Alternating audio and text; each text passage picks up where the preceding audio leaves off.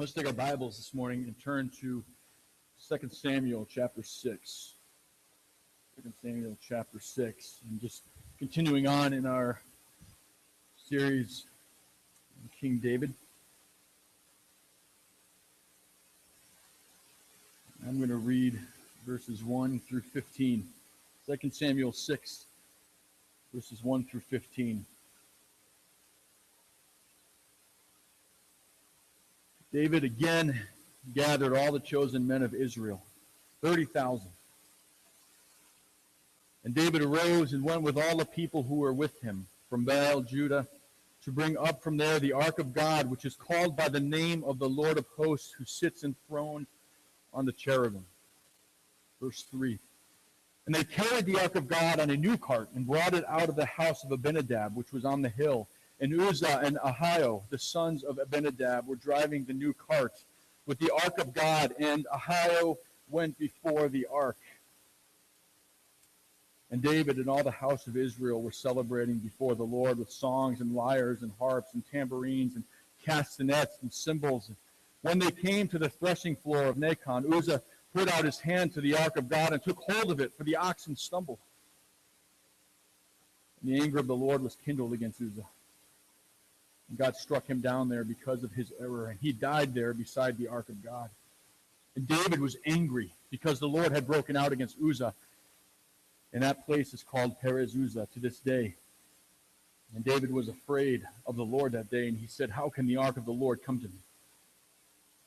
So David was not willing to take the ark of the Lord into the city of David, but David took it aside to the house of Obed-Edom the Gittite. And the ark of the Lord remained in the house of Obed-Edom the Gittite 3 months. And the Lord blessed Obed-Edom and all his household. And it was told King David, "The Lord has blessed the household of Obed-Edom and all that belongs to him, because of the ark of God." So David went and brought up the ark of God from the house of Obed-Edom to the city of David with rejoicing. And when those who bore the ark of the Lord had gone 6 steps, he sacrificed an ox and a fattened animal. And David danced before the Lord with all his might. And David was wearing a linen ephod. So David and all the house of Israel brought up the ark of the Lord with shouting and with the sound of the horn.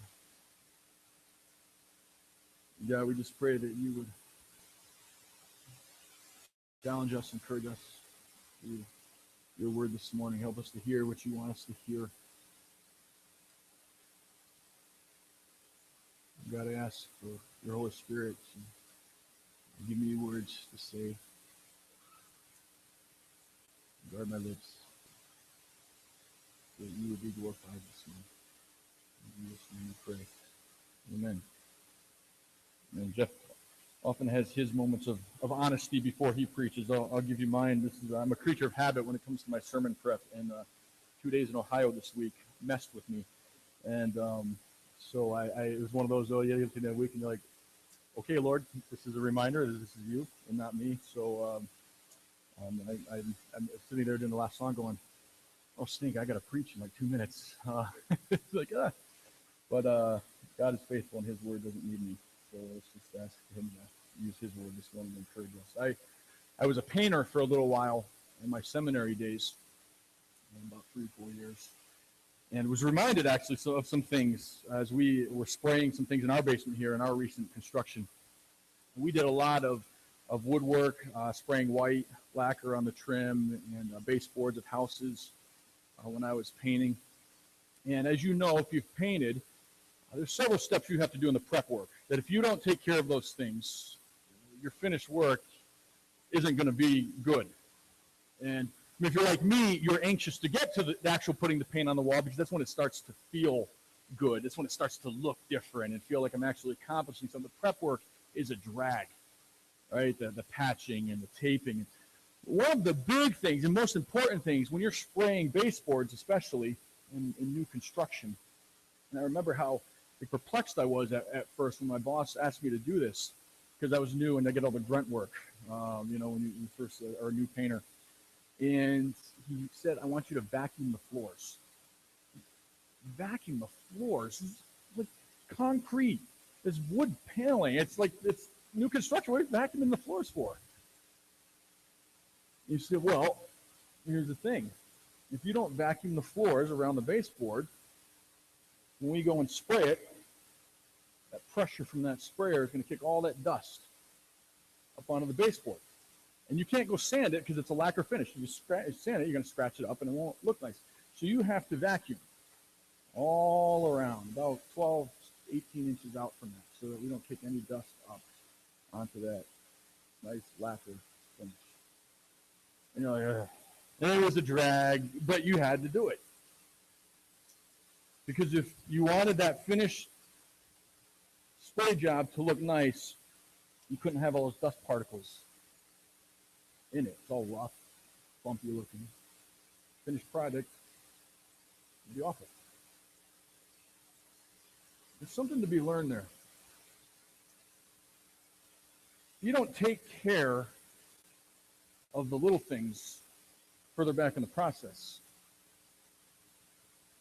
Not willing to address the quote-unquote little sins in our lives or the insignificant things, it can result in a not-so-pretty picture later on. Ignoring the little things can result in a mess. And this is one of the lessons that we learn from this narrative here in 2 Samuel as David and the people transport the ark. And I want us to consider in our own lives as we process through this passage, how often in our own lives do we let the quote-unquote little things slide, right? We get bothered by the big obvious sins, yet we have a tendency to not keep watch over what we would deem to be the lesser things. And I want to suggest to you this morning that the lesser things are where the battles are actually won and lost. They're a bigger deal than we often think they are. And what we fail to realize often is that there's a cumulative effect to sin and unwise choices.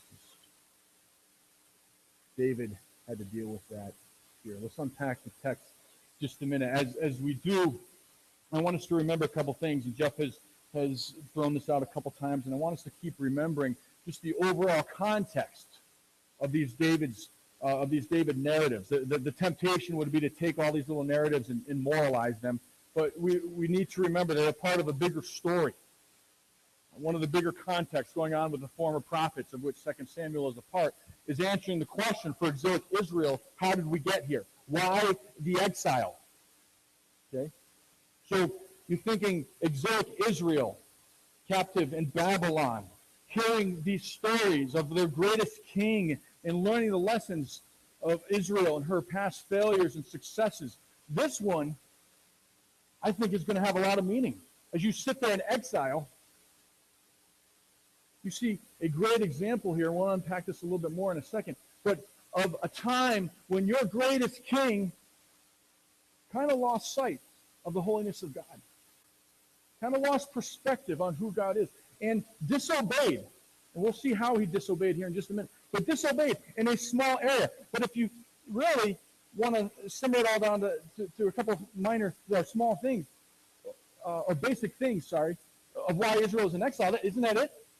They failed to obey God, and they really lost perspective of who God was. Because if they had maintained a right perspective of the holiness and righteousness of God, they never would have engaged in the idol worship that led them to where they were at. So this narrative helps answer that question, why the exile? Read it through that perspective of the people who are being punished for their sins, and understand how this may challenge them and encourage them to be different. Another great aspect of this story, when you think about the meta-narrative of Scripture, is that God had told the people back in Deuteronomy that I will lead you to a place where I will establish my name. Right? That's being fulfilled here. God is unfolding his redemptive plan here. The ark is making its way to Jerusalem. Right here at the beginning of the text, we see what the ark is called, right? It's God's presence. God is establishing his name in Zion. God is being faithful to his word. And to me, that's exciting. Zion is being set up as the dwelling place of God, and it so shall it ever be, correct? I mean, that has implications for us. That's my city. That's the place where God is going to come back one day. Christ is going to come back and establish his reign through Jerusalem. And God is unfolding that here. So there's two pieces there. I just want us to keep in mind, being true to the context of Scripture. So now we come down to an immediate context, and this is deal with the ark. And David and Uzzah seemingly trying to do an honorable good thing. Right? I mean, you first read this passage and you're like, this isn't fair. What kind of God is God? They're trying to be nice. They're trying to do something good. You're killing a guy because he's trying to keep the ark from crashing to the ground? That makes sense, God. Let's walk through a couple things. First of all, what was the ark? What was the ark? The ark was Israel's holiest and most significant religious symbol. The ark was Israel's holiest and most significant religious symbol. Physically speaking, it was a wooden box made of acacia wood. It's a very lightweight but strong wood. And if you took the measurement, you're looking at something, it's not very big, about almost 4 feet long, 3 foot 9 inches, about 2 feet 3 inches wide, and about 2 feet 3 inches high. And then on top of that box, you had the mercy seat. It was a covering for the ark with the cherubim sitting on top of it. So the height would have been, higher because of the height of those cherubim. And if you look over in Exodus 25, in Numbers chapter 4, you will see instructions on how the ark was to be handled and how it was to be built and carried. I want you to turn back there with me just for a second, because this sets some important context. Exodus chapter 25. And I'm not going to read the whole account, but let me read just a few verses here. Exodus 25, verse 10. They shall make an ark of acacia wood. 2 cubits and a half shall be its length, a cubit and a half its breadth, and a cubit and a half its height. Verse 11, you shall overlay it with pure gold, inside and outside you shall overlay it, and you shall make on it a molding of gold around it. You shall cast 4 rings of gold for it, and put them on its 4 feet, 2 rings on the one side of it, and 2 rings on the other side of it. You shall make poles of acacia wood, and overlay them with gold. And you shall put the poles into the rings on the sides of the ark to carry the ark by them. The poles shall remain in the rings of the ark. They shall not be taken from it. You shall put into the ark the testimony that I shall give you. Okay? If you're paying attention to what we just read in 2 Samuel about how the ark was transported, I'll just point this out now because this has bearing on the narrative. Okay? It's transported on a new cart, correct? Verse 13, God's specific instructions. You shall make poles of acacia wood and overlay them with gold. You shall put the poles into the rings on the side of the ark to carry the ark by them. The poles shall remain in the rings of the ark. They shall not be taken from it. Very significant to what happens in 2 Samuel chapter 6. Okay, we'll come back to that in just a minute. Well, let's continue just to consider for a second the significance of this piece of furniture. And the next thing that we say about it is it represented God's throne. It was the earthly location where God physically manifested himself and met with his people. And if you look down in Exodus 25, verse 22, God says this, there, referring to the ark, the mercy seats, I will meet with you. And from above the mercy seat, from between the 2 cherubim, there are on the ark of the testimony. Between the 2 cherubim that are on the ark of the testimony. That made absolutely no sense the first time I read it. I couldn't figure out why. I will speak with you about all that I will give you in commandment for the people of Israel. So God's throne, this is where God would physically manifest himself and deal with the people. We'll see if we were to read on it was the only item to be placed in the most holy place in the tabernacle. We would see that it contained the holiest relics of Israel's history. The stone tablets from Sinai, a jar of manna, and Aaron's rod.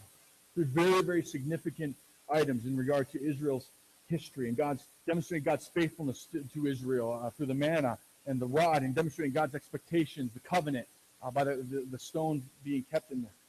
And once a year, on the Day of Atonement, the priest could go in one time a year only. Could go into the Holy of Holies, and on that day he would sprinkle the mercy seat with blood in order to make atonement for Israel's sins. This was no ordinary piece of furniture. It was sacred. It was holy. And one commentator, McCarter, had a good summary statement on this. He wrote, "The ark was a very holy object, and therefore a very dangerous object. Its transference should not have been taken lightly." I want us to step back just for a minute and see that there were a couple different times in Israel's history where, regarding the ark, they didn't get it. Israel had misunderstood the holiness of God and the ark's significance in the past. If you look back in 1 Samuel 4, I think the best way to say it is sometimes it seemed like Israel viewed the ark as nothing more than a good luck charm. 1 Samuel 4, they were going into battle, and someone had a great idea. Hey, we need to win this battle. Let's go get the ark and bring it with us. Because God won't let us be defeated if we have the ark with us. So it'll guarantee our victory, right? Kind of lucky rabbit's foot. Right? Kind of like, right? You couldn't talk about this without bringing in a reference to Indiana Jones, right? But that's how that was the thing in that movie, right? That's why the bad guys wanted the ark. We can find this ark and bring it with us, and we'll conquer the world. It was viewed the same way by the people of God here, just as a instrument to guarantee their success. Unfortunately for them, it didn't work that way. And in 1 Samuel 4, you see that Israel was in fact defeated in battle, and the Philistines took the ark. I wonder if part of what happens with David here in 1 Samuel and 2 Samuel 6 is linked back to that maybe there's still, even with David, as godly and righteous as he was, still he didn't have quite the right perspective of this. I also wonder, as I thought through this, if, as a side lesson, there are times that we can view God the same way. He becomes our good luck charm. Not the holy God of the universe, but the God who I really need right now because I have this job interview. Or I want to get into this school, or I want to make this sports team, or I want to get this raise. Right? We play this game a little bit sometimes, don't we? So I had this job interview coming out this week. I'm going to try to be like just a little bit extra good this week, so God will bless me. Maybe not so different from you better watch out, you better not cry, you better not pout, I'm telling you why. Right? Or you hear that around Christmas, right? You hear that in the stores all the time. You know, the kids throwing a fit and the mom's like, now you want Santa Claus to come this week, right? You know, so you got to be good so Santa Claus will come. And I wonder sometimes, the same thing with God. Israel did with the ark. The holy God of the universe. Sometimes my reducing him to my good luck charm. It's easy to slip into this for us too, guys. The week before I'm preaching, be extra good this week so I can preach better. It's so easy to do. I also see that the ark in God's presence had been treated with a flippant and careless attitude. In 1 Samuel chapter 6, verse 20, the Philistines eventually got sick of having the ark because it was causing a lot of problems for them. Because it was representative of God. It was a holy thing. God wasn't thrilled about the Philistines having it either.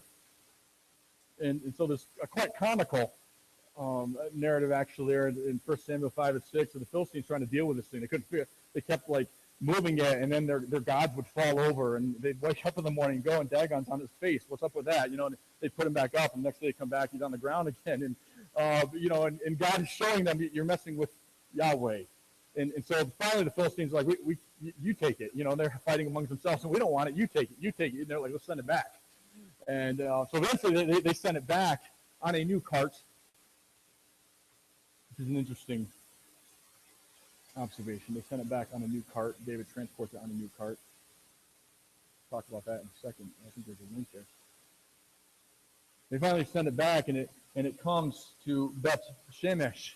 And the text doesn't necessarily say why, if you want to look it up in 1 Samuel 6, verse 20. But basically it says people the men of Beth Shemesh were struck dead because they were looking at the ark. They were staring at the ark. They were looking into the ark based on what translation you may have. And it's not totally clear what that meant. Some say they were looking at it inappropriately. Some say they opened it, went so far as to open it.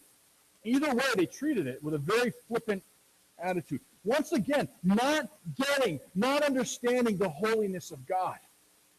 We can just approach God. We can just treat him in a flippant way. And they're reminded, right there, no, this is God.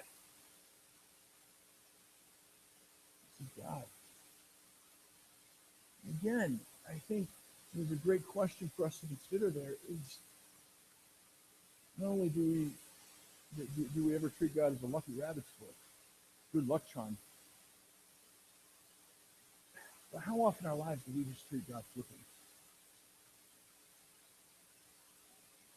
How often in our lives, and we're all guilty of this, right? When the holy scriptures are being read, letting our minds just drift elsewhere.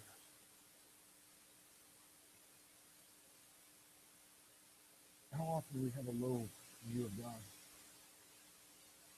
Even this betrayal, it just bothers me the way God is portrayed in movies. I think remember that Super Bowl commercial, which granted there was some humor in it. I don't even remember, but there was a portrayal of God, and some network or something shut down, and the earth and God was upset. And even that, you're sitting there kind of getting, but just going, no, you can't portray God. Holy, righteous. I wonder how often we approach him flippantly, without the reverence that he deserves. Let's talk about some of David's mistakes here. David's first attempt to transfer the ark ended in judgment because of disobedience and a faulty perspective of God's holiness and the ark's significance. And I'm sorry, but just reading that again, that's probably one of the worst run-on sentences ever. So for all you English people out there, you can fix it for me and send me an email. Summarize, it ended bad, right? It ended bad for David. They're going to take this 14-mile journey from Baal Judah, or Kiriath Jearim, formerly known as that, and about 14 miles from there to Jerusalem. The text tells us that 30,000 men were chosen to make this trip with David. That's a big group of people. Wasn't exactly 30,000. There's a conversation whether or not that terminology is actually referring to military units or was it literally 30,000. It could be either way. It doesn't really matter. It was a big group of people. Big group of people transferring this ark with David. This was a spectacle. This was a statement being made by David. A statement to the Philistines, and I believe a theological statement as well. It's a big deal. This mattered to David. Right? Carried it, we read, on a new cart. It's interesting, right? When was the last time we read about the ark being transported on a new cart? It was the Philistines who did it. I think we have to at least ask the question, is there a comparison being made there? Does this similarity to the Philistines' method indicate that perhaps Israel was following local customs and dealing with a deity as opposed to God's law? I think there's a link. I think new cart being pointed out here twice is significant. And if David and the people of God, I'm not saying they did it intentionally. I don't believe they did. But, culturally, okay, a new cart, that shows honor to the deity. The Philistines demonstrated this. The Philistines, they have an excuse. The people of God, David, allowing their practice possibly to be dictated by the culture around them instead of God's law. It's a dangerous proposition. It is a dangerous proposition when we allow our methods and our faith, our ministries, to be dictated by culture as opposed to God's law. We go on, Uzzah and Ohio, and this is proof that God likes Ohio better than Michigan, because this is the ancient form of Ohio. Michigan's not in the Bible. I'm kidding. That's not in the Greek or Hebrew. I mean, I just made that up. And I saw Terry give me a dirty look. So, Uzzah and Ohio are the men tasked with guiding the ark. Though there are apparently Levites, it is never clear that they are Kohathite Levites. What's the big deal there? Well, the Kohathite Levites were the ones who were specifically tasked with transporting the furniture, the tabernacle, the holy things of God as Israel went through their wilderness wanderings and so on and so forth. There was a particular branch of the Levites that were tasked with that. The text, as far as I could tell, and someone please correct me if I'm wrong, I felt like I tried to look all over the place and couldn't get clarity on this, but it's not clear that these two men were actually part of that group. So if that is in fact the case, and then what you had here is just another violation of a couple men who, again, well-intentioned Levites, but not necessarily fulfilling the role that they were supposed to fulfill. So another minor, small, maybe we would say violation, but as you see, ends up being a significant one. Again, time of rejoicing, they were making merry with songs and instruments. And then it all fell apart, right? They came to the threshing floor of Nacon. The oxen stumbled. And Uzzah puts out his hand to steady the ark, presumably to keep it from falling. In so doing, according to Numbers chapter 4, verse 15, he commits a capital offense and instantly is killed. God's anger is roused. He strikes down Uzzah. And what is David's response? David gets angry at God. David gets angry at the situation. And yet also, David is afraid of the Lord. There's a fear in David that is kindled, which may not be a bad thing. And this is why I'm wondering if maybe David's perspective was off a little bit at the beginning. Not that he wasn't well-intentioned, and not that he didn't understand God, but it seems to indicate here that David recognized something when this happened. He was reminded of who it was he was dealing with. Does he grow in his understanding of God here? Well, the Brueggemann writes this: when people are no longer awed, respectful, or fearful of God's holiness, the community is put at risk. We see that. But David learns here. He leaves the an old house, and after